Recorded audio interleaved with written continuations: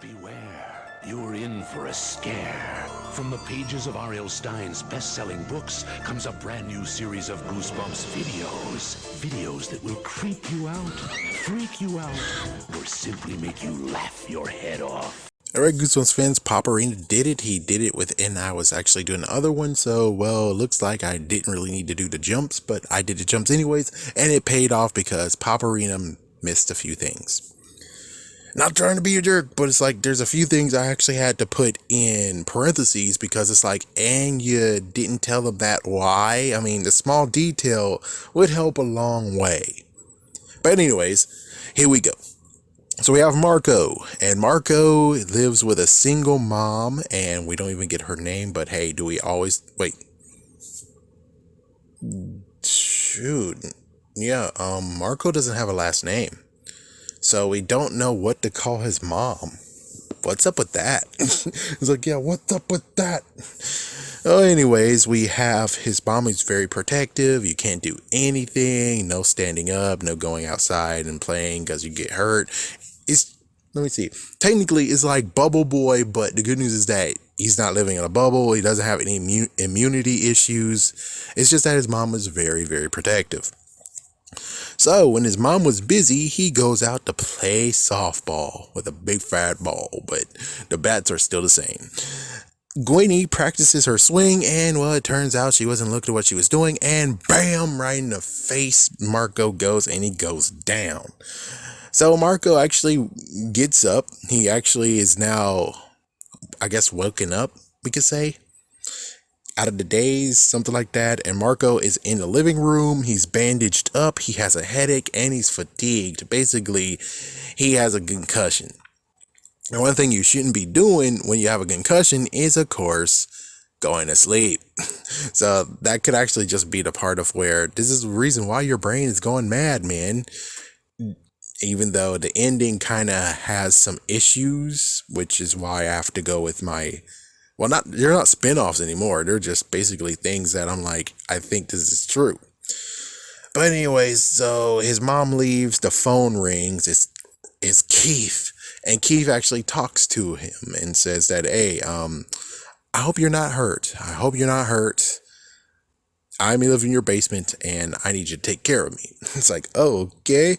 And as soon as that ends, he tells his mom, and his mom is like, but there is no phone in this room. Ding, ding, ding, ding, ding. Again, I'm pretty sure psychic abilities. It's either that or the craziest part is, like I said, Keith's a shapeshifter. He shapeshifted into that phone. And then as soon as he put the phone down, he hung up the phone. Mom! And yep, there's Keith sliding away. See ya, sucker. I wouldn't be shocked if he actually turned to his dog and the dog just walked away. And well, hey, it's a normal thing that happens with the dog. Anyways, Marco actually recovers from it. He's healed from that. His friend, I think, was Jeremy. This is one thing that's messed up where it's like he doesn't even say his name. He just says his friend came over. Yeah, his friend has a name, Jeremy. So Jeremy came over and they played pool in his basement. It's very huge. No Keith in sight. Yeah, because, well, listen, if they live in their basement and the mom does laundry, which that's one thing that they didn't tell me, is that somewhere along the line, his mom actually at 3 a.m. goes downstairs and do laundry. They has to hide. It's like, yeah, Keith has to hide. His mom has to hide. They're hiding somewhere. So it's like, yeah, that's how it goes. Anyways, there was a squirrel, which, yeah, even Squid Jib said the squirrel. Oh my gosh, that freaked me out. Then we have Marco actually hearing Keith, but he's trying to look for Keith and he doesn't know where Keith is. He's in the walls, dude. Keith is in the walls. He's able to shapeshift and he's in the walls. Or psychic abilities. You're hearing him in your head, man. You're hearing him in your head. But anyways, at school, there was no hospital visit that he remembers going to the hospital. Gwenny comes to him after school, most likely trying to apologize, and he books it. He runs for it. Keith is now in his room. Yeah, and so Keith is in his room, and he's trying to show Keith, his mom Keith, and well, out of nowhere, no, Keith's not there. The dog is. shape-shifting, or psychic. Yeah, or psychic abilities where he hid himself from Marco and his mom. It's one or the other. And then Miss Dr. Bailey, because, well, he's having some issues now. So he goes to Dr. Bailey, which is Dr. Bailey number 1. And he says, we got to remove the brain. If we remove his brain and I can examine it, then I could figure things out. I'm pretty sure that's killing someone, dude. I'm pretty sure that's killing. So they go home after, Marco made sure that his mom doesn't just think about it in a few days, basically saying no. Goes home, he sees Keith's face on the screen, his computer screen, which previously I was saying the fat laptop and stuff, but that's modern day. My mistake. We had these big fat desktops. So the desktop. And then after he did that, Queenie actually came upstairs to apologize to him and said, oh my gosh, there's a face on my screen. And the computer is not even on. Yes, welcome to the psychic abilities, folks. Psychic abilities.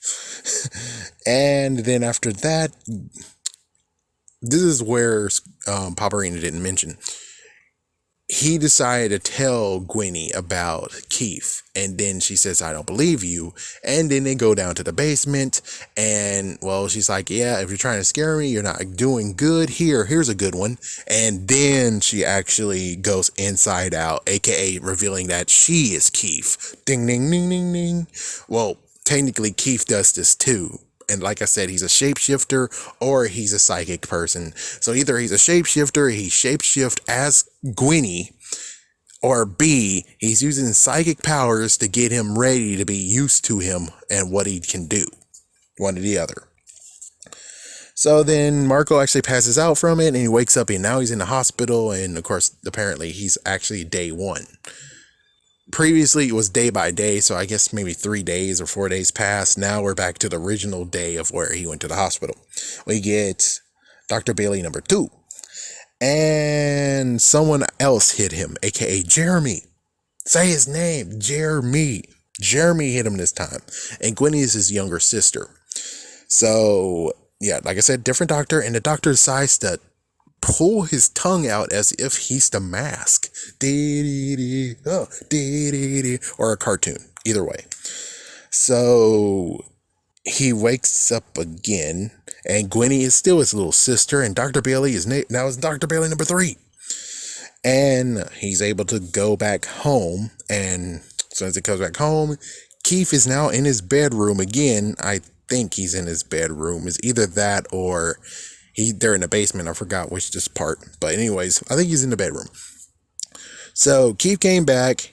Apparently he's now said, you're my slave now, even though I don't remember the others say that. And he uses a paperweight and hits freaking Keith.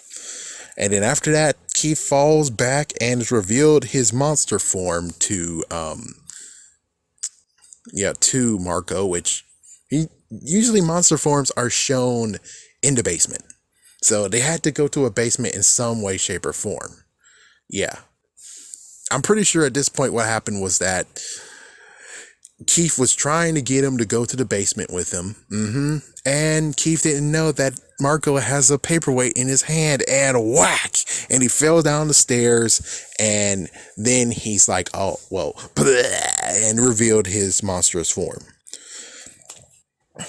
So now is revealed. Oh yeah, and he tries to kill Marco, which of course that wasn't upstairs, it was downstairs. Yeah, in the basement. He was trying to kill Marco and he was like, Mom, Mom, Mom. And that didn't work. And then Keith wakes up. He was dreaming a whole entire thing, and of course he shows that he's inside out. A few things that he missed is that Keith also has a mom, and Keith's mom is the one that's very protective. Keith's mom told him not to go upstairs with the humans because they won't understand you. And look what you did. You went up there, you got hit in the noggin, and now what are we going to do with you? The craziest part is to be the fact of, then how did he even get? So let me get this straight. The mom had to have went outside too to see that and grabbed him and took him back somehow. It's like they had to have come back home somehow, right? In the basement somehow. So kind of weird. It was like, more things, more questions to ask. Yeah, so after that, they're like, okay, well, I won't do that again, Mom. Okay, let's go into a monstrous form and go to sleep.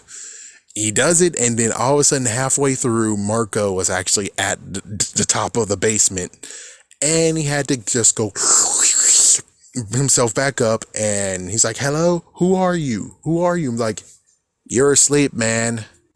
Go back to sleep. Yeah, go back upstairs. You're sleeping. At this case, it's like, I don't think it deserves a rewrite, but all that I said in every single video is true. Or it's like he could have made it so that he has psychic powers, or he's a shapeshifter if he truly leaned towards it. He has good parts of where he's leaning towards it and really wants it to happen, but there's no real evidence to show that he actually has it. You have to actually lean towards it for it to work.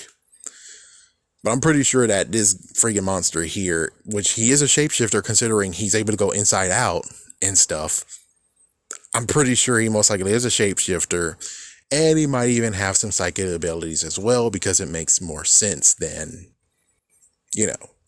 So I will try to do a spin-off to add more stuff to this, but after this, I don't think I'm going to do a Goosebumps rewrite. Oh, it's time for also to do Why Wasn't It Episoded? All right. So 2 spin-offs coming our way. Have a scary day. Have a scary night.